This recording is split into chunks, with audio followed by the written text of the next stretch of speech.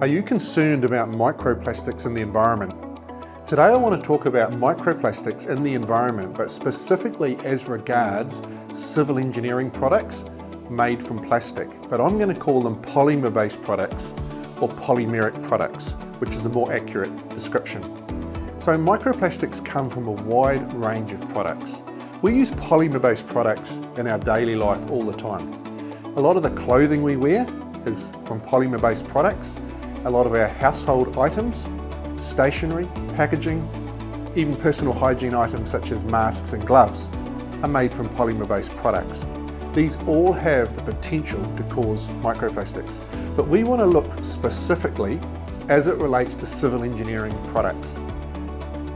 The definition of microplastics is not that clear. Most people agree that it's particles of plastic that are smaller than 5 millimeters. The lower bound limit is not so clear, generally considered to be anything above 1 micron, which is very small, below which we would call them nanoplastics. So if we consider where these microplastics come from, there's really primary and secondary microplastics. Primary microplastics are those that are produced as such. They are actually designed and produced in that tiny small size for their intended application. So that doesn't really apply to the products we're talking about today. Secondary microplastics are caused by the breakdown of larger items. And that is where we're going to look at as to how that relates to civil engineering products. Now when I say civil engineering products, I'm talking about things like geogrids for reinforcement in soil, mechanically stabilised earth walls, embankments. We have geogrids for stabilisation in pavements, quite a range of civil engineering fabrics that we use, and erosion and sediment control products such as this. And all these are designed and engineered to be used in civil engineering or infrastructure development, you might say. Now, are we in danger from putting microplastics into the environment from these products? Now we believe not, and we want to go into that a little bit more. These polymer-based products have two ways primarily that they can degrade. They can degrade by physical abrasion. That is, in the natural environment, they are rubbing against something which causes small pieces of plastic to break off. The other way they can degrade is by chemical or UV degradation. That is, the product itself degrades within itself with nothing else touching it to the point where small pieces can fall off. Now, we're going to break that down further into these products, often called geosynthetics, into below ground use and above ground use. So the vast majority of these products are used below the ground. The geogrids and the engineering fabrics are almost always used below ground. This means that apart from a very small amount of abrasion when they are first installed, which they are designed to withstand, there will be no further abrasion over the design life.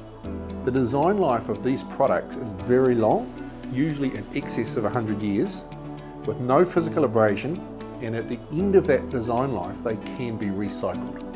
So that is a very environmentally friendly product, especially when we consider what they're replacing. Some products like a drainage composite, like this product here, is only about 200 to 300 grams of polymer per square metre and can replace hundreds of kgs of another natural material, which is quarried rock used for drainage.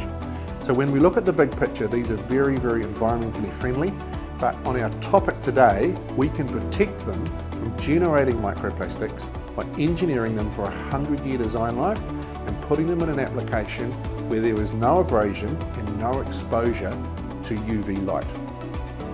Other forms of chemical degradation such as hydrolysis and oxidation, which are applicable to polyester and polypropylene fibres respectively, are also controlled when they are buried and out of the environment as regards sunshine and rain.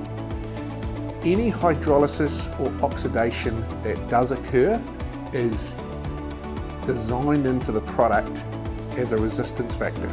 So we will work out how much of those chemical reactions will occur over a 100-year design life, and we will put additives into the product to stop that degradation. So we're not getting that breakdown of microplastics from either abrasion or chemical degradation.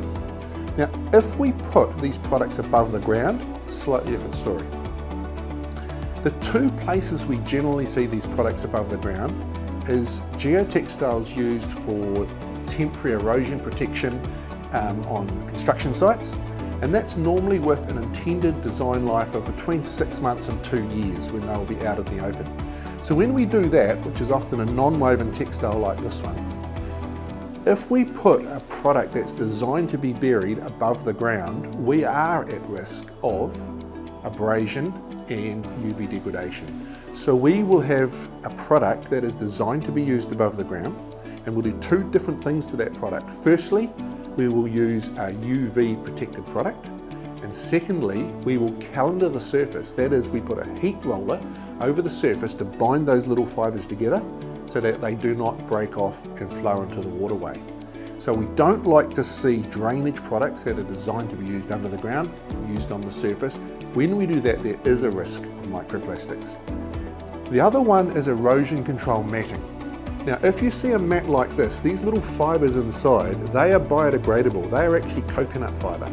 So we don't mind those breaking off into the environment. They will completely degrade. If you had a product like this, where these little fibres were actually plastic, then that would be a danger. So we don't use products like that with the fine plastic fibres. The black fibre you can see on the outside, that is a UV stabilised polymer-based product. And not only that, we embed this product into the root zone, not the foliage zone. So if you've got a swale drain protected by a product like this, which we call ECC3, then that will be completely out of the sunlight anyway. So what you can see is single-use plastics which cause a lot of concern, things that are designed to be used for less than a year and then thrown away. They are a very different situation to these engineered long-term plastics where we actually produce them to last 100 years plus and engineer them into a project so that they do not generate microplastics in the environment. Along with that, we're also saving vast quantities of other natural resources such as quarried products, and we are able to demonstrate significant carbon-friendly benefits from the use of these engineered polymer-based products.